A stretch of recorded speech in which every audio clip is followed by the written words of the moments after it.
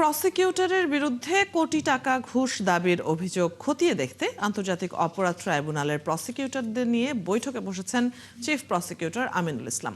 সকালে এই বৈঠক শুরু হয় চিফ প্রসিকিউটরের কনফারেন্স রুমে। 9:30টায় শুরু হওয়া এই রুদ্ধদ্বার বৈঠক চলে ঘণ্টাখানেকেরও বেশি সময়।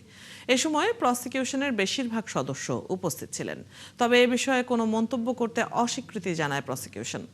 এর আগে সোমবার প্রসিকিউটর সাইমুম রেজা তালুকদারের কোটি টাকা ঘুষ চাওয়ার অডিও ফাঁস হয়, যেখানে তিনি চট্টগ্রামের রাউজানের সাবেক সংসদ সদস্য ফজলে করিম চৌধুরীকে খালাসের কথা বলে তার পরিবারের কাছে 1 কোটি টাকা ঘুষ চান।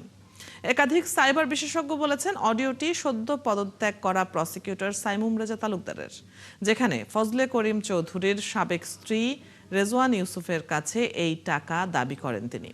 জুলাই অভ্যুত্থানে শহীদ ওয়াসিম হত্যার মামলায় গ্রেপ্তার হয়ে কারাগারে আছেন ফজলে করিম চৌধুরী। এ নিয়ে চলছে আলোচনা সমালোচনা।